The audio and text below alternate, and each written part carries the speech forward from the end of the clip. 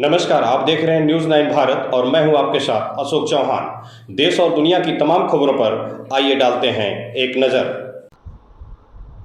आजमगढ़ में काशी व गोरखपुर क्षेत्र की संगठनात्मक बैठक के सिलसिले में पहुंचे भारतीय जनता पार्टी के प्रदेश अध्यक्ष भूपेंद्र चौधरी ने कहा कि जिस प्रकार से वर्ष 2014, 2017, 2019 व 2022 का चुनाव जीते थे, उसी तरह से 2024 का भी चुनाव बीजेपी जीतेगी। उन्होंने कहा कि बिजली, पानी, सड़क सुरक्षा को लेकर भारतीय जनता पार्टी का कमिटमेंट है और उसी के आधार पर वह आगे चल रही है। उन्होंने कहा कि समाजवादी पार्टी लगातार 4 चुनाव हार चुकी है। पिछले विधानसभा चुनाव में भी उन्होंने 400 सीट जीतने का दावा किया था। क्या परिणाम निकला है? उनकी 2012 से 2017 तक की सरकार अराजकता की भेंट चढ़ गई थी। गुंडा माफिया हावी थे। पिछले 6 सालों से उत्तर प्रदेश में न्यूनतम अपराध है, इसलिए भारी संख्या में लोग यहाँ निवेश करने के लिए लालियत है।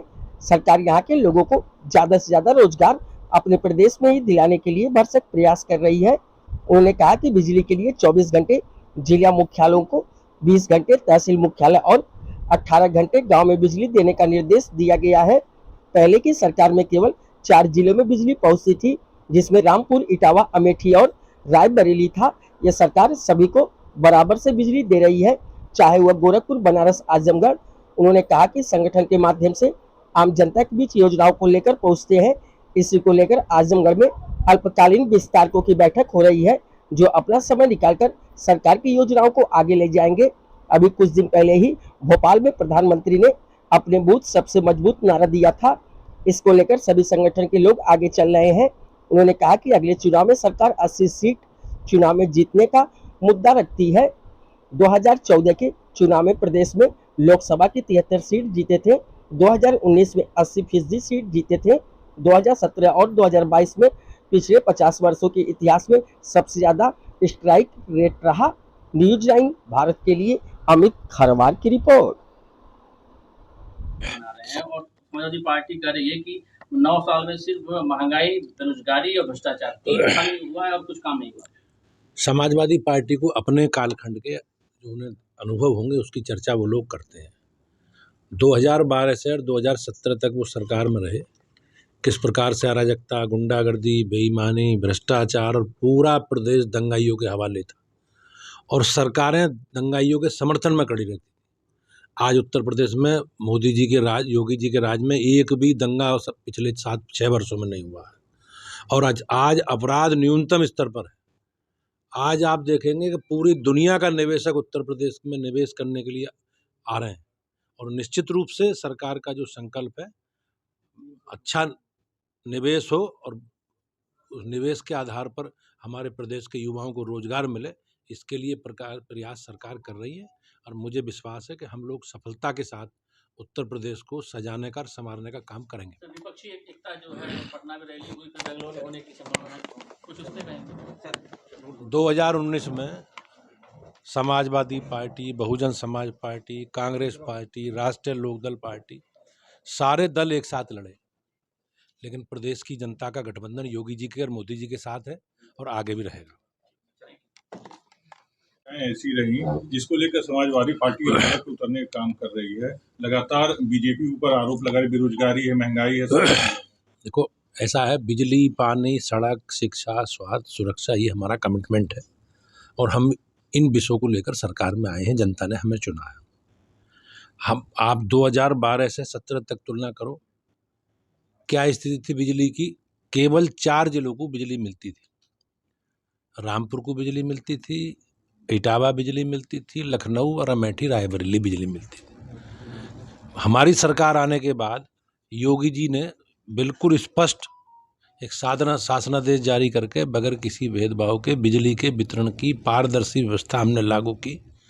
हम सभी मुख्यालयों में 24 घंटे बिजली देगी सरकार, गांव में 18 घंटे देगी, तहसील मुख्यालयों में 20 घंटे देगी। एक बिल्कुल स्पष्ट मंशा के साथ शासनादेश है और बगैर किसी भेदभाव के। कोई हमारा समर्थक है, कोई वोटर है, कोई हमारा विरोधी है, गोरखपुर में भी उतनी बिजली मिलेगी, बनारस में भी उतनी मिलेगी और आजमगढ़ में भी उतनी मिलेगी। इन लोगों ने भेदभाव किया राजनीति, 4 दिन 5 दिन हो जा रहा, तो इस निश्चित रूप से हम लोग उस पर आगे बढ़ रहे हैं।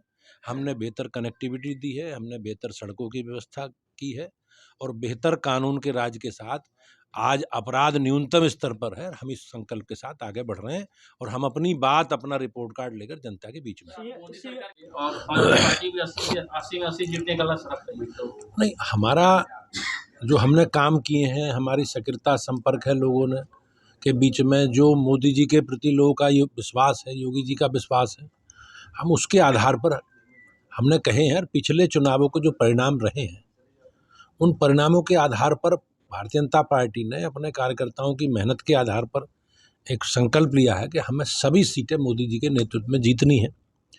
हम 2014 में 73 सीटें जीते थे लोकसभा की। 2019 में गठबंधन हो गया, उसके बावजूद भी हम लोग 80% सीटें जीते लोकसभा की। विधानसभा में भी पिछले 50 वर्षों में सर्वाधिक स्ट्राइक रेट बीजेपी का 2017 में रहा, 2022 में रहा। तो हमारा संकल्प है और उस संकल्प को लेकर हम लोग जनता के बीच में जाएंगे। समाजवादी पार्टी पिछले 4 चुनाव हार चुकी है और उन्होंने पिछले विधानसभा चुनाव में भी कहा कि 400 से ज़्यादा सीटें विधानसभा में जीतेंगे। तो कैसा परिणाम रहा, ये तो सब आप लोग जानते हैं। तो हम लोग निश्चित रूप से अपने काम के आधार पर, अपने सक्रियता संवाद के आधार पर और जो काम हम लोगों ने किए हैं, आपने देखा होगा भारतीय जनता पार्टी एक ऐसा राजनीतिक दल है कि जो अपने रिपोर्ट कार्ड के साथ जनता के बीच में, ये लोग जनता को ध्यान भटकाने के लिए गठबंधन कर रहे हैं।